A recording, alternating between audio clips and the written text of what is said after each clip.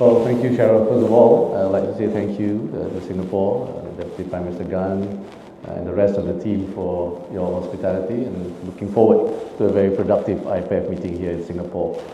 So for Malaysia, of course, we are also, like Fiji and many other countries, a party to the Paris Agreement.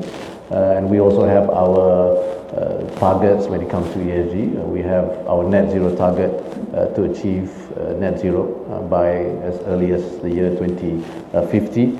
And from the perspective of Malaysia, when it comes to trade and investment, we are also ensuring that when it comes to policy making, it will be focusing on meeting those sustainability targets, the sustainability conditions and expectations, not just by accessing market, but also looking at the domestic market as well. For example, we have just launched our industry ESG principles, where we try to ensure that companies are aware about the need to transition towards more sustainable practices if you want to continue to be relevant in some markets. But more importantly, we have also launched two major policies last year. One is the National Industry Master Plan, National Industrial Master Plan, and the second one is our Energy Transition Roadmap. And in both policies, the focus is on high sustainability standards. For example, under our Industrial Master Plan, mission number 3 is about achieving net zero for our industries. CCUS, for example, so these are examples of technology that we are focusing on, carbon capture, utilization, storage, hydrogen, SAF. So these have started, and we are also making sure that the policies, the laws, the regulations are also in place to ensure that cross-border energy transactions can happen. One thing that we also need to bear in mind as policymakers is to balance that need to meet those environmental standards and economic growth.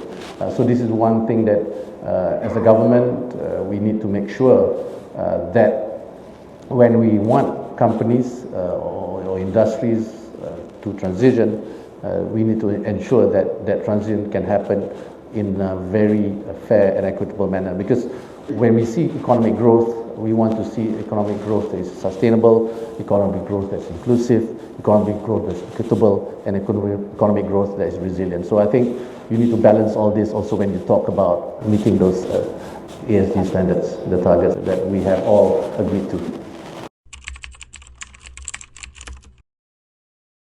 If we look at where we are today, of course, IPEF members are at different stages of development when it comes to economic, GDP per capita, the growth, the demographics, etc. Again, to apply the same standards, the same goals within the same timeline, I think that is not going to be easy to achieve. So we as a country, and working together in this global environment where we need to make sure that everyone has the same goal, but we need to also realize that we are all starting at a different starting point, but wanting to achieve the same destination within the same timeline, right? So for Malaysia, we need to ensure that climate financing is available. I think there are many people in the audience here who are involved in participating in supporting transition companies that are moving towards that direction, but they need financing. So financing is not easy for this sector. Although the growth has been big, I think when you look at green bond financing, if I'm not mistaken, last year alone, it has touched close to $939 billion in the year 2020. So it's moving, but it's perhaps not fast enough, and perhaps not inclusive enough in terms of the reach. The other one is for Malaysia, what we have done is we have also launched the SDG investor roadmap. So we make investors easier to see which companies perhaps comply, and vice versa, what the companies need to do to fulfill the standards that investors need. Right? Sometimes you need to also have that capacity building exercise to ensure that the matchmaking happens the right direction. And then in terms of jobs, there are opportunities in green jobs during the challenging time. Malaysia last year, we created 30,000 green jobs in Malaysia, and more coming. And again, the narrative has to be clear, because people are worried about their jobs. When there's a transition towards new economy, new energy, new sectors, they will see that, oh, I might not be relevant anymore, the skill sets that I have, or even the companies that I work for. So we need to ensure that happens, and investments under our energy transition roadmap, which I mentioned just now, by the year 2050, when we meet the net zero target, we hope, we want to ensure that we achieve 70% of our total energy capacity is green. So that will require close to 1.3 trillion ringgit, which is about 300 billion US. So those are opportunities. And finally, we need to have a whole of nation approach to this. So as you mentioned just now, the Prime Minister about the need for public and private partnership, but in this case, we need a whole of nation where every groups, every stakeholders have to be aligned, or else no matter what you do as a policymaker, if you don't get the support from all parties in the whole ecosystem, then it's going to be difficult. Well, for Malaysia, as an open economy, we believe in multilateralism. As a member of IPEF, of course, a member of other groupings like ASEAN, the Prime Minister today talked about ASEAN, how we can also talk about ASEAN Green, about supporting the transition towards clean energy.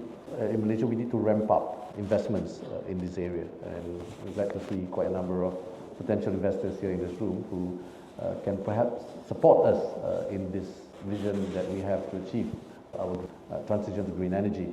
So what are the new energy sources? One I mentioned just now, carbon capture, utilization and storage. As you know, we are a very dominant player on oil and gas, and we have long-term competitive advantage in this area when it comes to some of the oil fields. I'm talking about storage. Legislation is being finalized, and by this year we will have that legislation in place for CCUS, for the trade in this area. We mentioned about hydrogen. I mean, EV is one other area that we're also focusing on, given the strength we have together with some of the countries in ASEAN when it comes to semiconductor. And finally, also on areas where we talked about hydro, solar, where we also have some advantages that we can leverage on. And secondly, I think for Malaysia, the other point that we want to focus on is on the capacity building. We talk about financing a lot, and I think people understand the requirements that comes along with financing. But capacity building, educating companies, educating the people about the importance of transitioning to green energy. Because at the end of the day, today when you talk about that in the very short term, people say that it's too expensive. When you talk about financing, it's not just financing on commercial terms, but how can we as government and other industry players come in to lower that cost when it comes to governments in the form of subsidy, etc., right? Or some other monetary support that we can give. So that I think is important, that we look at that. When you talk about dollar and cents, sometimes you forget that as you transition, people need to ensure that whatever you are planning to do is commercially viable so that it can be executed. And finally, I can't stress this enough, I think strong collaboration between government and all the other stakeholders, be it the private entity, private players, and also other interest groups is important to get alignment, as you mentioned, because again, when you talk about transitioning, there are a lot of large companies here in this room, but don't forget, majority or 90+% of the companies that exist in Malaysia or even in ASEAN are SMEs. How are we supporting those SMEs to meet the need for them to, or prepare them for transitioning into the green economy?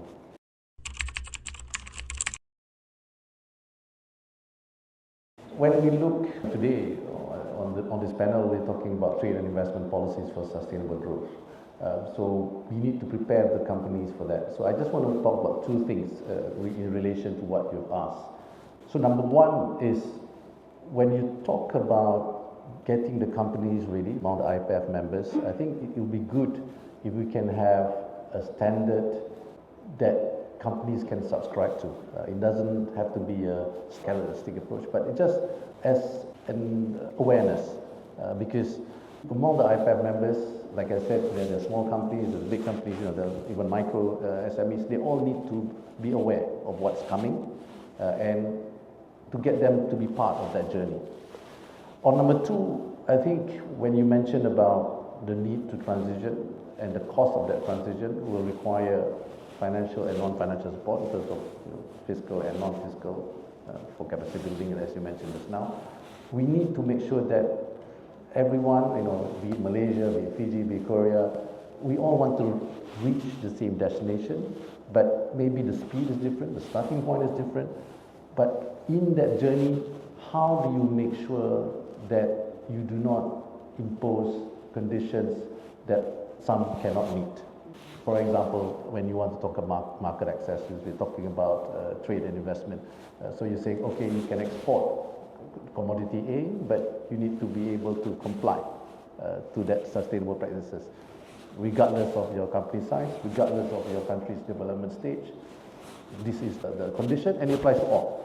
So I think we need to bear in mind as IPEF members that we want to meet it, but we need to make sure that hurdle or that the benchmarks that you are set must reflect the situation, the reality on the ground, or else to me it's a form of a non-tariff barrier, right?